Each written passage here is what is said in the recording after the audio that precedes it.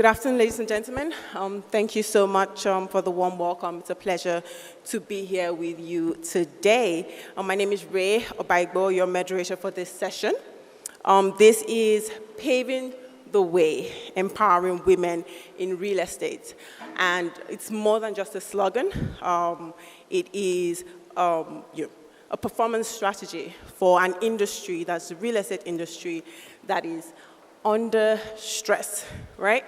That we're talking capital repricing, climate adaptation, housing affordability, talent scarcity, and public trust deficit in the real estate space. According to the 2025 UN Gender Snapshot, it is estimated that it will still take another 140 years for women to be represented equally in positions of power and leadership in the workspace, unless we accelerate as women and men to accelerate policies in the workplace and in leadership.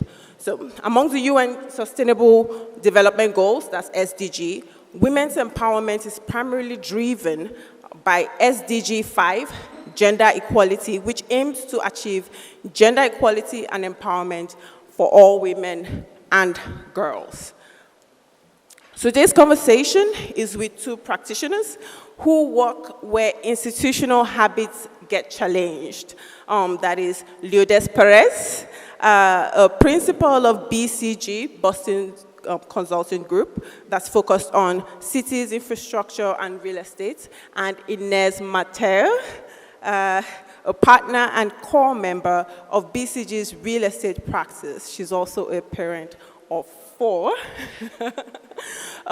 which means that she has lived leadership realities that some institutions might pretend don't exist. So we will interrogate leadership, leadership pipelines, capability development, and inclusive government as structural levers. So I'm going to start with you personally, Inez. What drew you into real estate? Because I know you're more into the structural development aspect. And what moments shaped your path? And why does women's empowerment in the sector matter to you? Yeah. Good morning, everyone. I'm very happy to be here with all of you. So I think what drew me into real estate was really the impact, right? I think working on something that is very tangible and creates impact, it's very important for me because we spend a lot of time at the end of our lives doing work, right? And real estate is clearly socially, economically one of the industries that generates more impact and value. Mm-hmm. Also, maybe to give you a very tangible example, I supported one of the companies here in the Kingdom for some years on a large transformation. Okay. And I remember when they opened their first asset and we went and we walked in and we saw how all that work actually translated into how people were experiencing the asset. That for me was very rewarding. So this is one of the main things that attracts me and keeps me in the sector. Okay. And then to the point around why empowering women, I feel it's very important on the sector, right? Personally, as you said, I have 4 kids, 2 of them girls. So I also want them to see that women can be in leadership positions, not only on real estate, right? They are quite small, they don't fully understand what real estate is, but on any industry that drives impact, creates value. I think it's very important to show our girls that they can be there, making a change, right, together with the industry. And then also professionally, I mean, at the end, we see it on our day-to-day, it's still a very male-dominated industry, especially on leadership positions, on delivery roles, and there are certain teams still very male-dominated, right? And I truly believe that bringing women and other minorities at the end of the day, but bringing different perspectives adds value, and that ultimately translates into outcomes for the industry and the companies, right? So that is why I also truly believe that this is the right thing to push for. Fascinating. Thank you very much.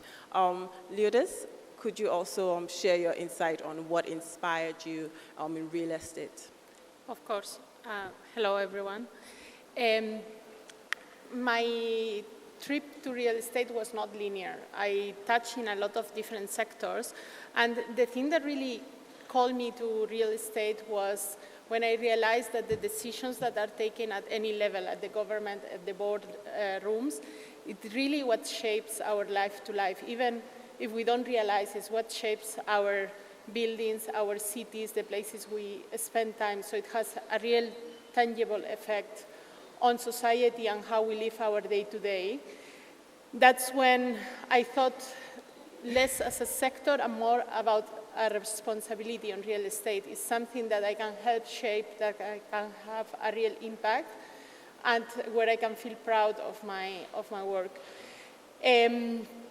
Why women empowerment is important in the sector is because at the end, women is half of the population interacting on this environment. And if we lose that half, we lose the decision makers that can shape the environment also to the needs of the women, the families, and the citizens in general. I think both of you have identified key things, talking about impact and also talking about representation, since 50% of the population is women. So this is going to take me to my next question. From what you've seen, what are the biggest barriers women face in real estate? What are those invisible rules, invisible lines that show up most clearly that we have to get across in real estate? We're talking development, brokerage, procurement. Let me direct the question to you, Inez. No, look, I mean, I think there are multiple barriers, and at the end it's a mix of industry constraints, but also some behaviors or cultural elements to it. I think it's a combination of both. Maybe if I could highlight three, I think one, as I said before, because it's a male-dominated industry, I think for girls that are finishing their studies, women, it's not a very straightforward decision to join real estate as an industry, right? At the end, your friends are not there, your sisters, the woman you look up to, they are not there. So it's not super straightforward, okay, let me apply for this position on real estate, right? So I think there's some work to be done on how we attract women from the early stages when they finish their studies to join at the entry-level positions of an organization, and maybe we can discuss later how to do that, right? But I think this is one of the barriers we have today. Yes. Another barrier is that it's an industry that is very relationship-driven. It is. A lot of the decisions are taken in these informal networks, when you close deals, when you maybe negotiate contracts, and if you are not part of those networks, at the end you are missing a big element of the decision-making process, and that could impact your career, right? And again, there, I think it's a mix of those informal networks that many times are male-dominated, could think of how to open up more to women, but at the same time, it's also our responsibility to push ourselves and get into these networks, right? Yes. So I think it's on both ways. And maybe a third barrier is also the nature of the job, right? Especially on delivery roles. It's very demanding from a time perspective, you need to be on site, you need to travel, you need to work under a lot of pressure, and that not always work with our family situations if you want to at the same time take care of your family. So there again, I think it's a dual responsibility of organizations to see how they can support more women, but at the same time, women need to understand that it's part of the job. It's a demanding job, but if you want to pursue a career there, you will need to have a support system around you that will enable you to take care of your family, but at the same time enable you to pursue this career, right? Yes. So I think it's a twofold, but I would say these three for sure are barriers today. So some of the barriers that you've identified, I'm sure it resonates with a lot of women in the audience right now, where we talk about how demanding real estate can be, what it entails to juggle family and career, where some women find themselves having to choose between prioritizing family or their career. So I'm going to direct the question to yourself, because I know with women, the experience is very different for all of us when it comes to situations and race as well, or experiences and exposures. So with you, Lourdes, what do you think are the hurdles that women have to overcome in your own experience, aside from what she's shared, or if you agree with some of the things that she shared? I think building in what Inez said, there is one of the key things she mentioned is about these informal circles that exist, and one way to break them is through a sponsorship and mentorship. But the important thing about that is that you also need to make yourself visible to attract the right sponsors and mentors. That means that you need to stretch yourself. You need to put the effort on going to complex projects, to take challenges, to go outside of your comfort zone. But also, you need to be the one that speaks up, the one that shows and that are there when it matters. And that, again, brings us to the time commitment and the stress that that puts in other parts of your life, and you need to make a choice on that. You need to make a choice, sure. You've mentioned the fact that access is very important because there are certain situations that circles, as you had mentioned, that for a woman to get through, it's almost like a boys club kind of thing where you are the only woman in a space and you have to find your voice. And it takes a lot of courage to actually find your voice in the midst of, when you're standing out. Okay, so where do you see the clearest performance upside from having more women in leadership, right? And delivery terms, delivery teams, and why does this matter to the sector and to the society, not only to women? That is, why does it count that women are represented in leadership positions, that there's inclusion, gender inclusion in leadership positions? I think I can get... I think one of the more clear things is that the more diverse a team is, the better decision maker and the better outcomes it has. So right now, if you don't have women represented in a team at a working level, but also at a leadership position, you are losing part of that richness. So you are making worse decisions, you are being less efficient, and at the end, that results on maybe your asset is less attractive, or you are delayed. Why? Because you don't have enough people looking into it from different angles to bring the different perspective and make it more cohesive and whole. And then there are some things that you might overlook that some of the gender would have experienced. I think during the last session when one of the speakers had mentioned that there were some minor suggestions that they had overlooked because it wasn't their experience. So yes, inclusion is very necessary. I will redirect that question to you as well. Yeah, no, I'm fully aligned with that point. I think that is the most tangible outcome. I think another relevant point is, as you said at the beginning, this is also a hot topic, right? And at the end of the day, it's a worldwide goal that we are all pushing towards. So if you also want to have trust from your stakeholders, from the communities, you also need to show this diversity, right? Because it drives outcomes, but also because it shows that you care. Yes. And this is also something that it's a very tangible outcome if at the end it translates into opportunities with other stakeholders and the communities, right? So I think I see a very tangible outcome there too, yeah. And there are some things that you see and you can almost tell that a woman was on board when that conversation was happening because you feel included in the decision making of that. Okay, so this is going to take me to my next question. What advice would you give to women just entering the sector, the real estate sector? And practically, how do you distinguish? Because I know you had mentioned, Lourdes, you had mentioned mentorship and sponsorship. A lot of women here have had experiences with mentors who have been able to guide them and also with sponsors who have been able to introduce them into spaces that they wanted to be or they had to be in. So what would your advice be to give to women entering the sector? How do you distinguish between mentorship and sponsorship in a way that actually accelerates a woman's career? Lourdes? So I think it's key to have mentors and sponsors. I think it's very difficult to progress, not in this field, but in any field as men or women, without these kind of figures in your career. Now, you have to find the right ones for you. You need a mentor that helps you develop your skills, technical skills, but also soft skills. You need to help them hone your judgment in the field. Your sponsor has a different role. Your sponsor needs to open doors for you, needs to put your name forward when there is a position open.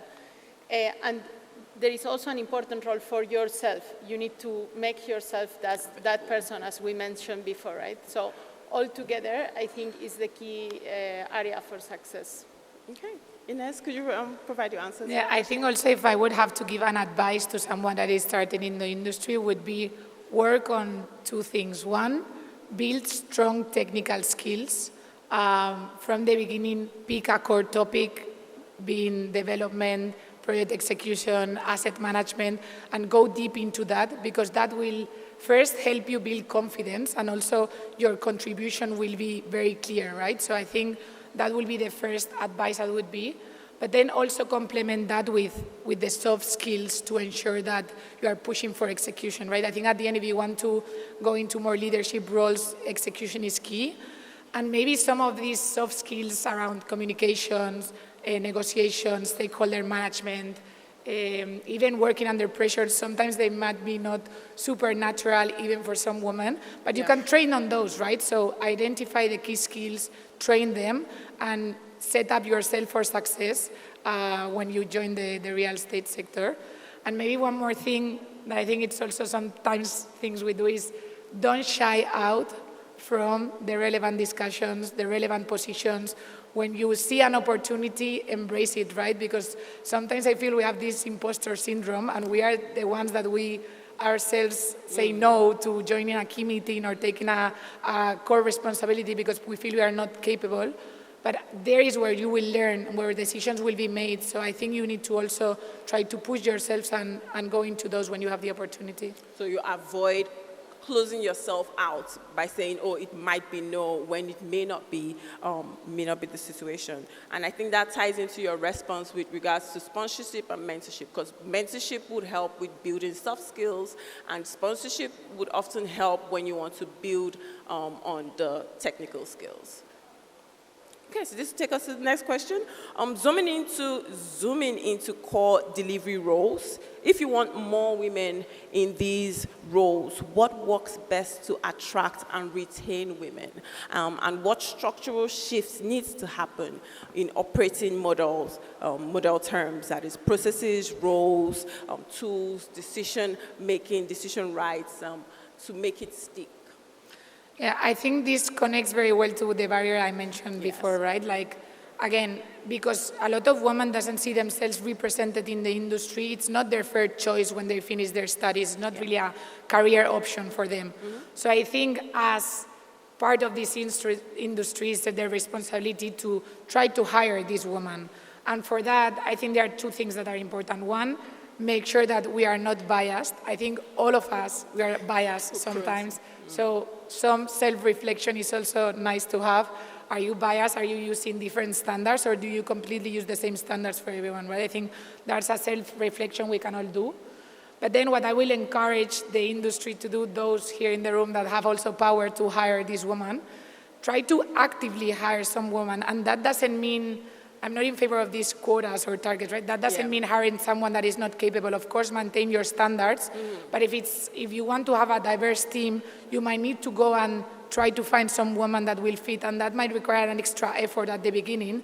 But when you start having more diverse team, that also has a call effect because other people see themselves represented, right? So I think I would encourage more the industry to try and find these women at early stages because that will help building the pyramid ultimately. So it takes inclusion, gender inclusion, beyond it being just a cosmetic phase to it being impactful in the industry. So what about yourself, Leges? Yeah, I think building on that, it's important that you don't feel woman positioned just to tick a box. That actually hurts women, right? It's counterproductive because you just put figureheads there that maybe have little to no real contribution. What you need to do is attract your talent and grow it to make sure that they are ready for the leadership positions in the future. And to do that, you have many ways, like from attraction that Ines has mentioned already, but also you have you can fund the right training and empowerment tools for women, but also make them participate on the different actions that happen within the company itself and put them there so they can see and grow and learn. And they can use their voice, and you empower them to use their voices in those spaces that they are in.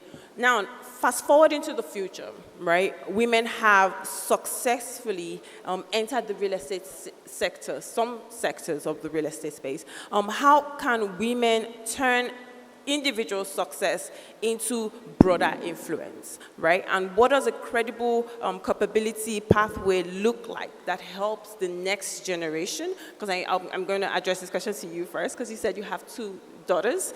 That helps the next generation move from early roles into senior leadership in real estate sector?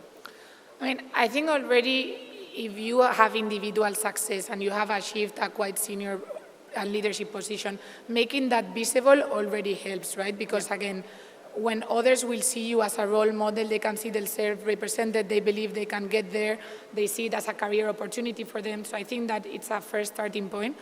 But I think you can do much more than your individual success, right? I'm building on sponsorship. I truly believe sponsorship is key. I'm here because of the sponsors I had, which, by the way, they are all male sponsors. I encourage all the male in the room to try to sponsor some woman within their companies.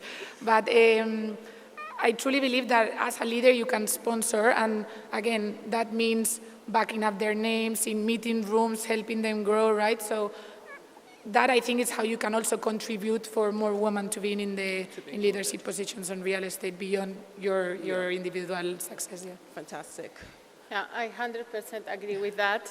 I think you need to reinvest back into the woman what other people that might have been men or women have invested in you, and also act as that role model that shapes the industry and that other people that are in the industry below want to become, offering yourself out there. So being a role model is very key as a woman in spaces that you know that, especially when you had to overcome certain invisible lines and hurdles. And now that you're in the room, you need to be able to open the door to let in more women, mentor them or sponsor them on where they have to go to, what they have to do to be in the room, and how they get to use their voices while they're in the room. So we just have another question. What role can the government, the public and private partnerships play to scale women's participation in real estate, especially here in the kingdom? And what are the 1 to 2 practical levers that have the biggest impact? So let's start from the government, and I will leave to Ines the private sector. Yes. I think the government has a role on shaping the policies that make this participation possible, from inclusive workspaces to other policies to help women transition in and out of a working career. It's key that the government has done, and the Kingdom has done a very big steps on this area. In line with Vision 2030, a lot of tools are there available for the sector to take on and to make this happen. Okay. What about yourself, Ines? I think if I need to also identify a practical lever, and as I mentioned before, what I have seen that works well beyond targets or quotas that sometimes end up being a number and putting women in boxes just for the sake of doing that. But what I think works really well is measuring and publishing metrics so that everyone is aware of what's going on, right? And let me nail down on that. So if you start tracking not only the headcount, but across the pyramid, where you have women, are they on decision-making roles, and how is that progressing? And it can be a very simple set of metrics, but you publish that.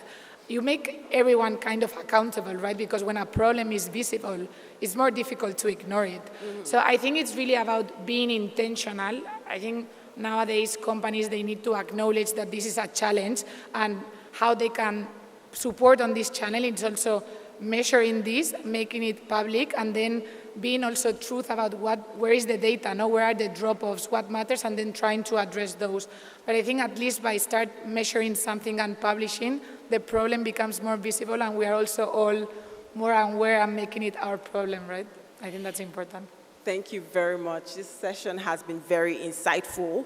So today's, the topic today might have, might be described as something that's a bit uncomfortable for some, but I feel it's been useful and necessary for women who want to be in the space. Empowerment is not just a celebration, it is a redesign within the industry to access deals, to be able to grow as women and to make real inclusion. Real inclusion is measurable. Who sits in the committees, who sits on board. And who owns the client, it's very important that we ask these real questions because at the end of the day, true inclusion should be the standard. Thank you, everyone. Thank you to the panelists. Thank you very for much. your rapt attention, and thank you to the organizers of this. It's been a fantastic session. Thank you.